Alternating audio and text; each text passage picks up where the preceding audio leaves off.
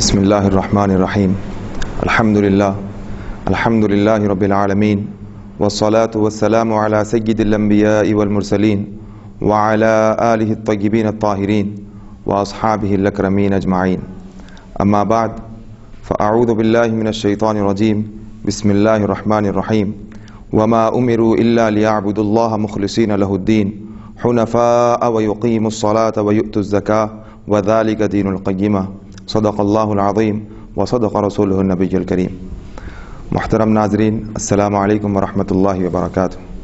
یہ ہماری درس ریاض الصالحین کی دوسری نشست ہے جو زیر اہتمام جامعہ انواریہ حافظ بابا نگر حیدرآباد انڈیا کے تحت اور ان کے تعاون سے ہو رہا ہے. بیادگار سید نورانی پاشا صاحب رحمۃ اللہ علیہ اس پروگرام کا انعقاد عمل میں آ رہا ہے. چنانچہ گزشتہ درس میں ہم نے مختصر سا تعارف کرایا تھا کتاب کا اور صاحب کتاب کا، اور حدیث کے تعلق سے بھی چند معلومات کی باتیں کی گئی تھیں. اب رہا آج کا درس، تو آج کے درس میں ہم اس کتاب ریاض الصالحین کتاب کا سب سے پہلا جو باب ہے اس کے تعلق سے ہم بات کریں گے اور اس کا انشاءاللہ درس ہوگا. یہ بہت ہی جامع احادیث اور بہت ہی ایسے احادیث کا مجموعہ ہے جس میں انسان اور بندہ مومن کے اعمال اور اس کے اوصاف کے تعلق سے امام نووی نے اس کتاب کو مرتب فرمایا ہے. اور اسی سلسلے میں امام نووی نے جو سب سے پہلا باب اس حدیث کی کتاب میں جو باندھا ہے وہ اخلاص کا باب باندھا ہے، اور فرماتے ہیں کہ باب الاخلاص و احضار النیت فی جمیع الاعمال والاقوال والاحوال البارزہ والخفیہ. یہ باب ہے اخلاص کا اور نیت کو حاضر و ناظر رکھنے کا تمام اعمال، اقوال اور احوال میں، چاہے وہ اعمال، اقوال اور احوال چھپے ہوئے ہوں یا ظاہر ہوں. یعنی ظاہری اعمال و اقوال اور جو باطنی اعمال و اقوال اور احوال ہیں ان تمام کے تعلق سے امام نووی نے اس کتاب میں احادیث، اس باب میں اور اس عنوان کے تحت احادیث اور قرآنی آیتوں کو جمع فرمایا ہے. کیونکہ امام نووی کی یہ ان کا مزاج ہے اور انہوں نے اس کتاب کو جمع کرتے وقت یہ چیز کو مد نظر رکھا ہے کہ اس کتاب کی ترتیب امام بخاری جس طریقے سے اپنی کتاب کو ترتیب دیے ہیں اس طرح کی ترتیب ہو. چنانچہ انہوں نے اپنی کتاب میں جو باب باندھا اس کے بعد اس کے تعلق سے قرآنی آیات کو وہاں پر ذکر کیا، اس کے بعد احادیث کو آپ نے ذکر کیا. تو اس باب کے تحت جو اخلاص کا باب ہے، اور آپ کو یہ بات بتا دوں کہ یہ باب سے امام نووی نے اپنی کتاب کا آغاز کیا ہے کیونکہ اخلاص کے معنی وہ سمجھانا چاہتے ہیں کہ ہر کسی عمل کو درست کرنے کے لیے، چاہے وہ عمل آپ کے ہمارے اعمال ہو، چاہے وہ ہمارے اقوال ہو یا حالت ہو، کسی بھی چیز میں اخلاص کا ہونا بہت ضروری ہے. اسی لیے امام نووی نے سب سے پہلے اپنی کتاب میں اخلاص کا باب باندھا. جب انسان کے اندر اخلاص آئے گا اور خلوص نیت جب آئے گی تب اس کے دیگر اعمال جو ہوں گے اور جو اس کی دیگر ضروریات جو اللہ تعالیٰ کی راہ میں وہ کام کرے گا وہ اس کے مقبول ہوں گے. چنانچہ اخلاص کے معنی یہاں پر بیان کر دوں. اخلاص کے معنی ہم زیادہ تفصیل میں نہیں جائیں گے. اگر ہم صرف اپنے ذہن نشین کرنے کے لیے اگر اخلاص کے معنی لیں تو یہ معنی اپنے ذہن نشین کر لیں کہ اخلاص کے معنی ہے صرف اللہ کے لیے کام کرنا. للہیت جہاں پر ہو اسے اخلاص کہیں گے.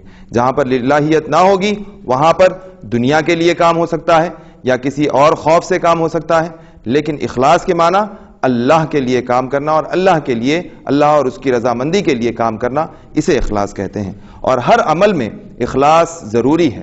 چنانچہ حدیث شریف میں آتا ہے کہ نبی کریم صلی اللہ علیہ وسلم نے ارشاد فرمایا کہ قیامت کے دن جب حساب کتاب کا معاملہ ہوگا تو سب سے پہلے ایک شہید کو لایا جائے گا. شہید کو وہاں پر حساب کتاب کے لیے کھڑا کیا جائے گا. اب آپ جانتے ہیں کہ شہید کا مرتبہ کیا ہے، کہ اللہ تعالیٰ نے شہید کو مردہ کہنے سے منع فرمایا ہے. وَلَا تَقُولُوا لِمَنْ يُقْتَلُ فِي سَبِيلِ اللَّهِ أَمْوَاتٍ، کہ تم لوگ ان کو مردار مت کہو، مردے مت کہو جو اللہ کی راہ میں اپنی جان قربان کیے ہیں. جب اس شہید کو اللہ تعالیٰ کے سامنے لایا جائے گا حساب کتاب کے لیے تو اب وہ شہید خوش ہوگا کہ اللہ تعالیٰ نے شہیدوں کے مرتبے کے بارے میں بہت ساری اللہ تعالیٰ نے خوشخبریاں سنائی ہیں. تو اب وہ شہید بھی خوش ہوگا کہ میں اللہ تعالیٰ کی ان تمام نوازشات سے نوازا جاؤں گا اور اللہ تعالیٰ مجھے جنت دیں گے. تو اللہ تعالیٰ کا حکم ہوتا ہے فرشتوں کو کہ اس شخص کو جو اللہ کی راہ میں اپنی جان کو قربان کیا ہے منہ کے بل گھسیٹتے ہوئے جہنم میں لے کر جایا جائے۔ تو اب وہ شہید پریشان ہو جاتا ہے اور وہ بولتا ہے کہ یا اللہ تو نے تو مجھ سے وعدہ کیا تھا اور شہداء کے لیے تو نے کئی سارے مراتب اور درجات مقرر کیے ہیں، اور میں بھی شہید بن کر آیا ہوں تیری بارگاہ میں، تو کیوں مجھے جہنم میں ڈالنے کا حکم دیتا ہے؟ تو اللہ تعالیٰ فرمائیں گے کہ تیرا شہید ہونا یہ اللہ کی راہ میں نہیں تھا، بلکہ تو دنیا میں تجھے لوگ شہید کہیں اس لیے تو نے شہادت اختیار کی تھی۔ تو اس کی نیت وہاں پر وہ جو شخص تھا اس کی نیت دنیا میں شہید کہلانا تھا، اسی لیے اللہ تعالیٰ فرمائے گا کہ تیری نیت یہ تھی، تیری نیت کے اعتبار سے اور تیری نیت کے موافق میں نے دنیا میں تجھے شہید کہلوایا، پوری دنیا نے تجھے شہید کہا، تیری نیت کے مطابق تجھے اجر مل گیا، اور تو نے وہ شہادت نہیں پائی جو میرے لیے ہو اور اخلاص والی اللہ کے لیے تو نے شہادت نہیں پائی، بلکہ تو نے صرف لوگ تجھے شہید کہیں اس لیے تو نے شہادت پائی ہے، لہذا اس شخص کو جہنم میں گھسیٹتا ہوا لے کر جایا جائے گا اور جہنم میں ڈھکیل دیا جائے گا۔ اللہ اکبر، کتنا بڑا معاملہ ہے۔ تو یہ جو عمل کا فائدہ مند ہونا اور اس کا فاسد ہونا اور باطل ہونا، یہ تمام کا تمام دار و مدار اخلاص، خلوص نیت اور اپنے اعمال کو اللہ کے لیے انجام دینا، اس پر سارا کا سارا دار و مدار ہے۔ تو امام نووی نے اپنی کتاب میں باب الاخلاص جو باندھا ہے، یہی بات پر روشنی ڈالنے کے لیے دیا ہے کہ جتنے بھی اعمال انسان کرتا ہے اس کے اندر اس کو اس بات کا خیال رکھنا چاہیے اور یہ بات اس کے پیش نظر ہونی چاہیے کہ جو بھی کام وہ کرے، جو نماز وہ پڑھے، جو روزہ وہ رکھے، جو زکوٰۃ وہ دے، جو حج وہ کرے، وہ سارے کے سارے اللہ کی خوشنودی اور اللہ کی رضامندی کے لیے ہو۔ دنیا کے لیے، دکھاوے کے لیے اگر ہوگا تو وہ اللہ تعالیٰ اسے پسند نہیں فرمائے گا، بلکہ بڑے بڑے اعمال جن پر اللہ تعالیٰ نے بڑی بڑے درجات مقرر کیے ہیں وہ بھی اعمال جہنم کے باعث بن جائیں۔ لوگ اگر اچھا عمل کرتا ہے لیکن اچھے عمل سے جنت حاصل کرنے کے لیے کرتا ہے، لیکن اس کے اندر نیت کی خرابی کی وجہ سے وہ جنت دلانے والا عمل اس کے جہنم کا باعث بن جاتا ہے اور اس عمل کی وجہ سے جہنم اس پر واجب ہو جاتی ہے۔ تو ہر مسلمان کے لیے اخلاص بہت ضروری ہے، ہر چیز میں اخلاص بہت ضروری ہے۔ اخلاص کی نیت سے، اخلاص سے اللہ کے لیے ایک روپیہ خرچ کرنا، ایک آنا خرچ کرنا ہزاروں، لاکھوں، کروڑوں روپیوں خرچ کرنے سے زیادہ اور زیادہ ثواب دلانے والا اور زیادہ مقبول کہلائے گا۔ اسی لیے ہم کوشش کریں کہ اللہ تعالیٰ نے جو اخلاص کا جو ہمیں درجہ دینے کا وعدہ کیا ہے اور اخلاص کے ذریعے جو ہماری نیتوں کی صفائی ہے اور ہمارے اعمال کی مقبولیت ہے، وہ اللہ تعالیٰ ہمیں عطا کرے۔ تو اس باب کے تحت امام نووی نے صاف صاف اپنے خیالات کا اور اپنے منشے کا یہ بات ظاہر کر دی کہ یہ کتاب جو ہے، اس کتاب میں آپ نے انہی احادیث کو مقرر کیا ہے اور انہی احادیث کو جمع فرمایا ہے جس کے ذریعے بندے مومن کے اعمال اور اس کے اوصاف اور اس کے احوال، اس کے اقوال، اس کے اعمال سارے کے سارے درست ہو جائیں اور اللہ تعالیٰ کے لیے اس کا عمل ہو جائے۔ تو چنانچہ آپ نے جو پہلی آیت کریمہ جو اللہ تعالیٰ کے قول کو آپ نے اپنی کتاب میں شامل کیا ہے، وہ سب سے پہلے انہوں نے نقل کیا ہے کہ قال اللہ تعالی، اللہ تعالیٰ فرماتا ہے کلام پاک میں، وما امروا الا ليعبدوا الله مخلصین له الدین، کہ اللہ تعالیٰ ان کو حکم دیا گیا ہے اللہ تعالیٰ کی عبادت کا مخلصین له الدین، جو اپنے دین کے لیے مخلص ہیں، اور حنفاء، وہ یکسو ہو کر اللہ تعالیٰ کی عبادت کرتے ہیں، یعنی چار طرف پھرتے منتشر نہیں ہوتے، بلکہ اللہ تعالیٰ کی عبادت کرنے میں ان کے پاس یکسوئی ہے۔ وَيُقِيمُ الصَّلَاةَ وَيُؤْتُ الزَّكَاةَ، اور نماز کو قائم کرتے ہیں اور اللہ کی راہ میں زکوٰۃ عطا کرتے ہیں۔ وَذَلِكَ دِينُ الْقَيِّمَةِ، اور یہی سیدھا دین ہے اور قائم اور دائم دین ہے۔ تو اس آیت مبارکہ میں ہم اگر غور کریں تو ہم دو چیزیں اور دو سے تین چیزیں ہم یہاں پر حاصل کر سکتے ہیں، اخذ کر سکتے ہیں۔ سب سے پہلے اللہ تعالیٰ نے جو حکم دیا ہے کہ اللہ تعالیٰ نے مخلصین کو عبادت کا حکم دیا ہے۔ عبادت کا تعلق اخلاص سے ہے۔ اخلاص یعنی اللہ تعالیٰ نے جو اعمال بندے پر فرض کیے ہیں اس کے ساتھ خشوع و خضوع اور اخلاص ہونا ضروری ہے۔ اگر کوئی نماز کے لیے نکلتا ہے، اپنے گھر سے فرض نماز ادا کرنے کے لیے نکلتا ہے اور اس کے اندر یہ نیت ہے اس کی کہ لوگ مجھے، محلے والے مجھے نمازی کہیں، لوگ میری عزت کریں، لوگ مجھے نمازی کہہ کر مجھے اپنے گھروں پر بلا کر دعوت دیں، یا پھر ایسا کہیں کہ میری عزت ہو جائے، میری تعظیم کرنے لگیں، اگر ایسا کوئی شخص نکلتا ہے تو اللہ تعالیٰ کو وہ نماز پسند نہیں۔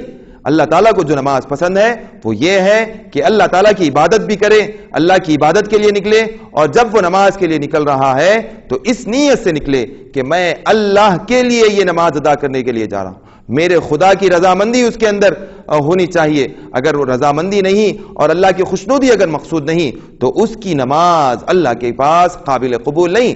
ایسے نماز اللہ کے پاس کوئی درجہ نہیں رکھتے، بلکہ ایسی نماز حدیث میں آتا ہے کہ فرشتے ایسی والی نماز جس میں خشوع و خضوع نہ ہو اور اللہ کے لیے جو نماز نہ پڑھی جائے اس کو ایک میلے کچیلے کپڑے کی طرح لپیٹیں گے اور اس نمازی کے منہ پر مار دیں گے، یعنی اللہ کی بارگاہ تک وہ نماز پہنچے گی ہی نہیں، بلکہ اس کا حساب کتاب دنیا میں ہی ہو جائے گا اور وہ رد کر دی جائے گی۔ تو یہاں پر اللہ تعالیٰ نے عبادت کے ساتھ اخلاص کا حکم دیا ہے۔ اس کے بعد اللہ تعالیٰ نے فرمایا کہ وَيُقِيمُ الصَّلَاةَ، کہ نماز کو قائم کرتے ہیں۔ اس کا مطلب اخلاص ہمارے دلوں میں ہمارے ذہنوں میں آنا پہلے ہے، اس کے بعد نماز ہے۔ اگر اخلاص نہ آئے اور ہم نمازوں کی پابندی کر رہے ہیں، زکوٰۃ ادا کر رہے ہیں، اور زکوٰۃ ادا کرنے میں وہاں پر بہت بڑا امتحان ہوتا ہے، کیونکہ شیطان نے وسائل ایسے کر دیے ہیں کہ شیطان بھٹکانے کے لیے ہر جگہ موجود ہے۔ وہ ایسے وسائل پیدا کرتا ہے کہ زکوٰۃ ادا کرنے کے وقت انسان کے اخلاص کو بہت بڑا چیلنج ہوتا ہے، کیونکہ اللہ تعالیٰ نے جو زکوٰۃ ادا کرنے کا حکم دیا ہے وہ کیا فرمایا ہے کہ زکوٰۃ ایسا ادا کرو کہ تمہارے مالوں میں سے جو خرچ کر رہے ہیں وہ اللہ کی ملکیت ہے، اللہ تعالیٰ کے مال کو تم ان کے مستحق جو ہیں ان تک پہنچانے کا کام ہے یہ زکوٰۃ کا کام۔ ایسے وقت میں اگر کسی کی نیت میں کھوٹ آ جائے اور خلوص نیت سے اگر وہ یہ کام نہ کرے، بلکہ لوگوں میں شہرت کے لیے، لوگوں میں نام ہونے کے لیے وہ کروڑوں اربوں روپے کی خرچ اگر زکوٰۃ دے رہا ہے اور غریبوں میں بانٹ رہا ہے تو وہ اللہ کے پاس مقصود، وہ اللہ کو مقصود نہیں۔ اللہ کا مقصود کیا ہے؟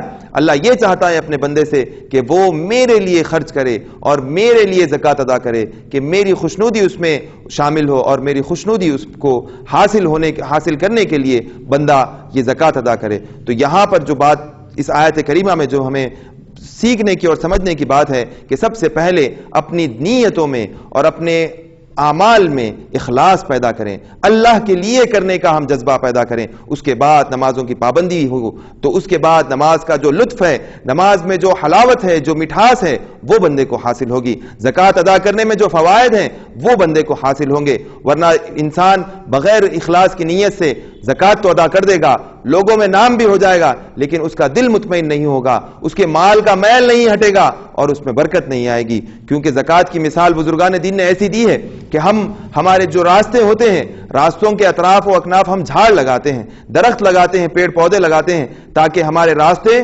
خوشنما نظر آئیں اور اس میں ایک بہار نظر آئے۔ لیکن وہی جب شاخ، وہی جھاڑ کی جب ڈالی بڑھ کر ہمارے راستے میں آنے لگتی ہے اور آنے جانے میں مسئلہ پیدا ہو جاتا ہے تو کیا کرتے ہیں؟ اس ڈالی کو کاٹ دیا جاتا ہے، کاٹ کر اسے الگ کر دیا جاتا ہے، اور بعد میں جب اس شاخ کو جہاں سے آپ نے کاٹا ایک نئی پھول، ایک نئی پتی، ایک تازہ پتی وہاں سے نکلتی ہے، تازہ شاخ نکلتی ہے۔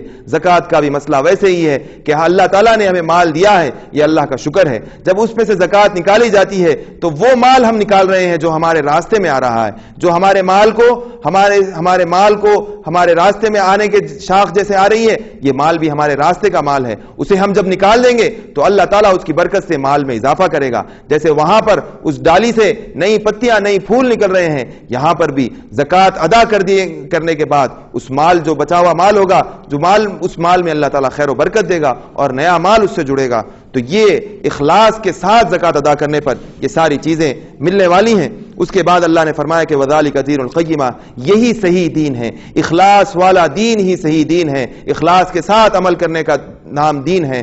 تو یہ چیزیں ہمیں ذہن نشین رکھنی چاہیے کہ اخلاص کا کتنا بڑا اور کتنی اہمیت والی چیز ہے۔ اس کے بعد جو دوسری آیت امام نووی نے یہاں پر روایت کی ہے، یہاں پر نقل کی ہے، وقال تعالی لن ينال الله لحومها ولا دماؤها ولكن يناله التقوى منكم، کہ اللہ تعالیٰ کو ان کے گوشت نہیں پہنچتے، نہ ہی ان کی قربانیوں کا خون پہنچتا ہے، لیکن اللہ تعالیٰ کو جو چیز پہنچتی ہے تو وہ تمہارا تقوی پہنچتا ہے، تمہاری نیت میں جو اللہ تعالیٰ نیتوں کو دیکھتا ہے، تمہاری نیت جو تھی کہ اللہ تعالیٰ کی بارگاہ میں میری قربانی ہو تو وہ نیت پہنچتی ہے۔ اگر اس آیت شریفہ کا شان نزول دیکھا جائے تو جب جہالت کا دور تھا مشرکین اور کفار کیا کرتے تھے کہ اپنی قربانیوں کے خون کو کعبۃ اللہ کی دیواروں پر اچھالا کرتے تھے، گوشت کو لے کر جا کر ان کے خداؤں کے بتوں کے سامنے رکھا کرتے تھے. لیکن جب اللہ تعالیٰ نے حکم نازل کیا تو کیا فرمایا کہ یہ خون کو دیواروں پر لیپنے کی کوئی ضرورت نہیں، گوشت کو لے کے جا کر کسی عبادت گاہ میں رکھنے کی ضرورت نہیں، بلکہ تم خون کو بہاؤ اور گوشت خود کھاؤ، غریبوں میں بانٹو. لیکن اس بانٹنے کو اور اس بہانے کو اگر تم نیت کے ساتھ، تقوی کے ساتھ نہیں کرو گے، خلوص نیت اگر تمہاری وہاں پر نہیں موجود رہے گی تو اللہ تعالیٰ اس پر کوئی ثواب نہیں دے گا، کیونکہ اللہ تک نہ خون پہنچے گا نہ ہی وہ گوشت پہنچنے والا ہے. بلکہ اللہ تعالیٰ تو نیت دیکھا کہ اپنا میرا بندہ کس نیت سے میری راہ میں قربانی عطا کر رہا ہے. وہ زبردستی کے لیے کر رہا ہے، لوگوں کو دکھانے کے لیے کر رہا ہے، اس لیے کر رہا ہے کہ لوگ اسے قربانی کرنے والا کہیں، اس لیے کہہ رہا ہے کہ محلے میں سب سے زیادہ قربانی دینے والا بنے. تو اللہ یہ نہیں چاہ رہا، اللہ چاہ رہا ہے کہ میرا بندہ ایک قربانی دے جو اس پر فرض ہے، جو واجب ہے، وہ قربانی دے اور اس کے ساتھ تقوی وہاں پر ملحوظ رہے. تو یہاں پر بھی تقوی کی بات آئی ہے، اور تقوی کا تعلق بلا کسی آپ رد و بد کے دیکھ سکتے ہیں کہ تقوی کا تعلق اخلاص سے ہے. اخلاص سے ہی تقوی پیدا ہوتا ہے. انسان کے اندر جب للہیت آئے گی، کسی بھی کام میں للہیت ہوگی، تب اس کے دل میں تقوی آئے گا. اور تقوی والوں کے لیے اللہ تعالیٰ نے بہت ساری خوشخبریاں دی ہیں. اس کے بعد اللہ تعالیٰ فرما رہا ہے کہ وقال تعالی قل ان تخفوا ما فی صدورکم او تبدوه یعلمہ اللہ، کہ جو کچھ تم اپنے سینوں میں دبائے رکھتے ہو، چھپاتے ہو یا اس کو ظاہر کرتے ہو، اللہ تعالیٰ ہر چیز سے واقف ہے. اس آیت کریمہ کو ہم اگر غور کریں کہ اللہ تعالیٰ نے اس آیت مبارکہ میں جو بات کہی ہے، یہ بات ہمیں ہمیشہ اپنے ذہن میں رکھنی چاہیے. کبھی اس سے ہم غافل نہ ہوں، چاہے ہم کسی بھی حالت میں ہوں.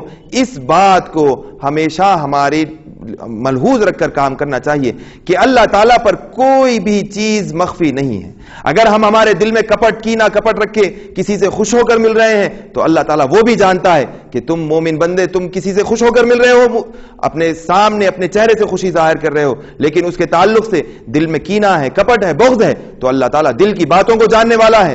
تم کسی کو خوش کرنے کے لیے اور تم کسی کو واہ واہ سننے کے لیے تم اس سے بغض رکھ رہے ہو، لیکن سامنے اس کی خوشنودی کی طرح اس کے ساتھ اپنا برتاؤ کر رہے ہو، تو یہ بھی اللہ تعالیٰ جان رہا ہے کہ دل میں ایک مومن بندے کے خاطر آپ نے کتنی دل میں چھپا کر رکھی ہے ہم نے بات. وہ ساری چیزوں کو اللہ تعالیٰ جاننے والا ہے. تو اس بات پر، اس آیت مبارکہ کو جو امام نووی نے آخری میں ذکر کیا ہے، دیگر دو آیتوں کو سب سے پہلے ذکر کیا، اس کے بعد اس آیت کو ذکر کیا ہے. اس میں بھی ایک بات یہ ہم سمجھ سکتے ہیں، یہ بات ہمارے فہم میں آتی ہے کہ اللہ تعالیٰ نے نیتوں کو ایسا رکھا ہے کہ ہر عمل کا تعلق نیت سے ہو.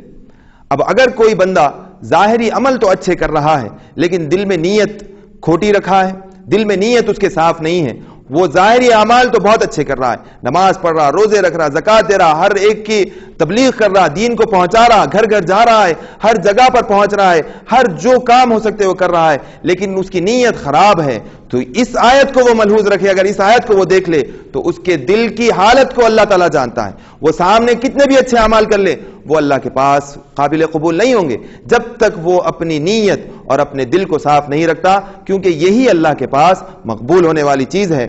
اعمال پر اور خاص طور پہ وہ اعمال جو سری ہوتے ہیں، مخفی ہوتے ہیں، ان کے لیے نیتوں کا صاف ہونا بہت ضروری ہے. بہت اتنا ضروری ہے کہ ہم اگر تہجد کی نماز پڑھنے کے لیے اٹھ رہے ہیں تو ہم 4 لوگوں کو جگا کر اٹھ رہے ہیں، یا پھر ہم اپنے لوگوں میں یہ بات مشہور ہونے کے لیے نماز پڑھ رہے ہیں کہ ہم تہجد پڑھنے والے ہیں، تہجد گزار ہیں، اوابین پڑھتے ہیں، اشراق کی نماز پڑھتے ہیں، لوگوں میں اس بات کا چرچا ہو. تو یہ جو اعمال ہیں یہ نیتوں پر دار و مدار ہے. اگر یہ ساری چیزوں کے لیے پڑھ رہے ہیں تو نہ اس کا تہجد پڑھنا اس کو فائدہ دے گا، نہ ہی اس کا اشراق پڑھنا اس کو فائدہ دے گا، نہ ہی اس کا اوابین پڑھنا اس کو فائدہ دے گا. بلکہ اللہ کے لیے اور خلوص نیت کے ساتھ اگر کام کرے گا تو ضرور اللہ تعالیٰ اس کو فائدہ دے گا. یہ آیتیں آپ نے ذکر کی ہیں.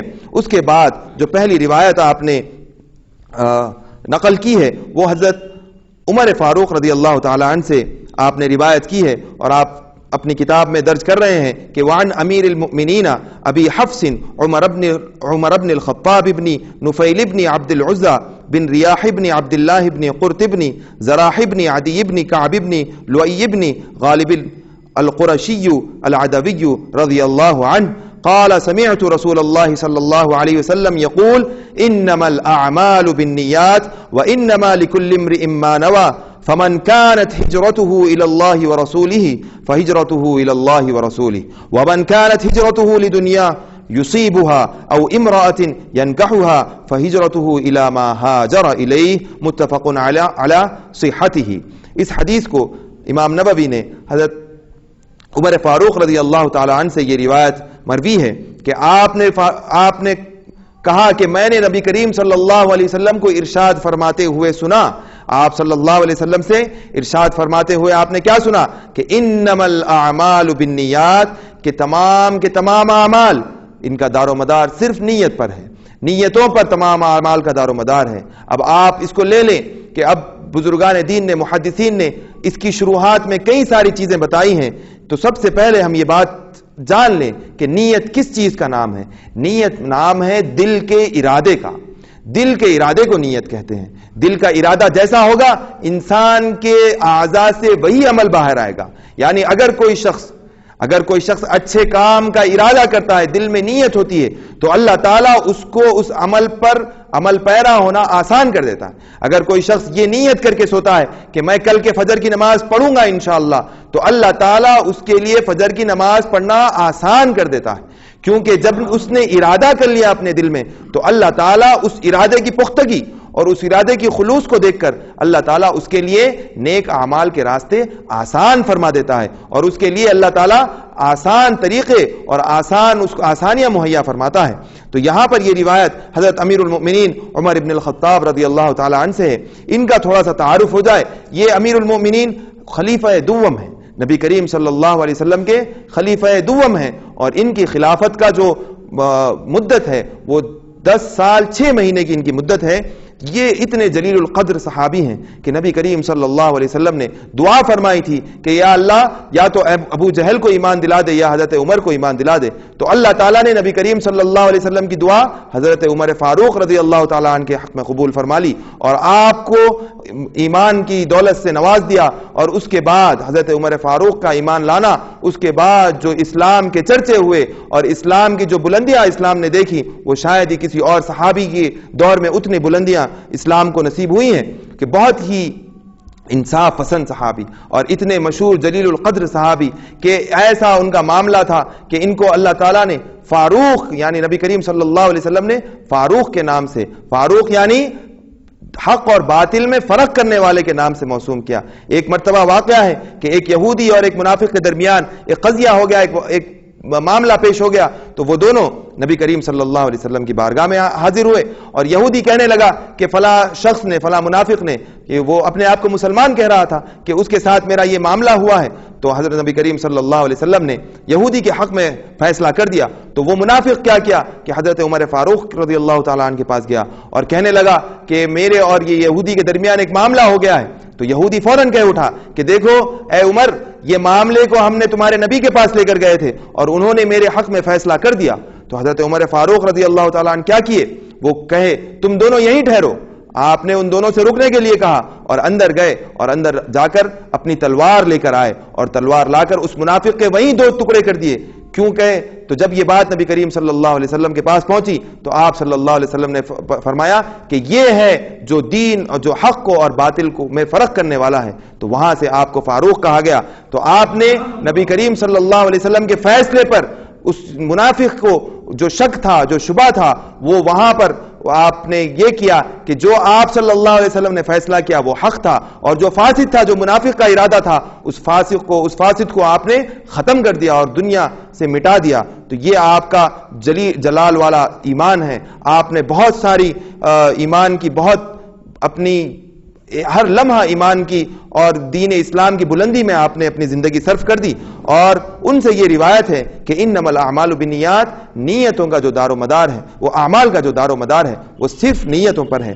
اب نیت سے مراد کیا ہے؟ یہ تو قلب کے ارادے کا نام ہے. اب فقہا نے اس میں بہت ساری باتیں کہی ہیں، فقہی مسائل تو بہت سارے ہیں. چنانچہ کیونکہ ہم اس کتاب میں اس کتاب میں ہم اپنے اعمال اور اوصاف کو درست کرنے کے تعلق سے بات کر رہے ہیں، تو اب ہم یہ بات دیکھیں گے کہ اعمال کا نیتوں کے ساتھ کیا تعلق ہے. تو سب سے پہلا اعمال کے ساتھ جو تعلق ہے وہ یہ ہے کہ امام شافعی فرماتے ہیں کہ یہ جو اعمال کا درست ہونا اور درست نہیں ہونا یہ نیتوں پر اس کا انحصار ہے، اور نیت شرط ہے امام شافعی کے پاس. اور امام اعظم فرماتے ہیں کہ نیت کیوں ضروری ہے؟ اعمال کو پورا کرنے کے لیے، صحیح کرنے کے لیے اعمال کو نیت کی ضرورت ہے. یہ امام شافعی اور امام اعظم کا اس میں اختلاف ہے. اسی کے تحت امام اعظم کے پاس وضو میں نیت شرط نہیں، بغیر نیت کے وضو وہاں پر درست ہو جاتا ہے. اور امام شافعی کے پاس نیت کیونکہ ہر عمل کے لیے ضروری ہے، اسی لیے انہوں نے کہا کہ بغیر نیت کے وضو نہیں ہوتا. اور نیت جو ہے اس کا مطلب یہ ہے کہ اعمال نیت سے ہے. یہ مطلب نہیں ہے کہ انسان نے نیت کر لی اور عمل ہو گیا، ایسا تو کوئی ہو ہی نہیں سکتا، کیونکہ عمل کا جو تعلق ہے وہ انسان کے اعضاء سے ہوتا ہے اور انسان کے جسم سے ہوتا ہے. اگر میں کچھ عمل کرنا چاہوں تو مجھے میرا ہاتھ ہلانا ضروری ہے، میرا پیر ہلانا ضروری ہے. میں اگر کسی عمل کی نیت کر لوں تو وہ فائدہ مند نہیں، بلکہ اعمال تو نیت سے صادر نہیں ہوتے، لیکن اعمال کے اچھے ہونے اور برے ہونے کا جو تعلق ہے وہ ضرور نیت سے ہے. تو اعمال پر ثواب کب دیا جائے گا؟ جب نیت درست ہوگی. اعمال پر عذاب کب دیا جائے گا؟ جب نیت درست ہوگی. اب اچھے اعمال کی نیت سے جیسے ثواب ملتا ہے تو برے اعمال سے بچنے کی بھی نیت کرنا یہ بھی ثواب دلاتی ہے. اگر کوئی شخص زنا سے، شراب پینے سے یا پھر قتل و غارت گری سے اگر رک رہا ہے اور اس کی نیت یہ ہے کہ میں اس کو اس لیے چھوڑ رہا ہوں کیونکہ میرا خدا اس سے ناراض ہوتا ہے، تو خلوص نیت کی وجہ سے اس گناہ کے چھوڑنے پر بھی اس کو ثواب ملے گا. اگر وہ کسی اور وجہ سے اس گناہ کو چھوڑ رہا ہے تو وہ گناہ اس کے لیے کیا ہو جائے گا؟ وہ چھوڑنا اس کے لیے کارگر نہیں ہوگا. تو نیتوں کا ضروری ہونا، اچھے اعمال کرتے وقت بھی نیتوں کا ہونا ضروری ہے، اور برے اعمال سے بچنے میں بھی ثواب کی نیت کا ہونا بہت ضروری ہے. تو سب سے پہلے یہاں پر یہ بات فرمائی. اس کے بعد وَإِنَّمَا لِكُلِّ امْرِئٍ مَّا نَوَىٰ، اور ہر آدمی کے لیے، ہر شخص کے لیے وہی چیز ہوگی جس کی وہ نیت کرتا ہے. تو اب ہم اسی بات پر، اس روایت کے اس حصے پر ہم اکتفا کرتے ہیں، اور انشاءاللہ آئندہ نشست میں اس سارے باب کی تمام احادیث پر ہم گفتگو کریں گے اور تفصیلی بات ہوگی، کیونکہ یہ پہلا باب تھا اور باب کے تعلق سے چند باتیں کہنی ضروری تھی، اسی لیے اس کو بیان کر دیا گیا. اور انشاءاللہ جو دیگر روایتیں ہیں اور اس احادیث کا جو آگے کا حصہ ہے انشاءاللہ ہم اسے اگلی نشست میں انشاءاللہ اسے پورا کریں گے. آمین. وآخر دعوانا الحمدللہ رب العالمین.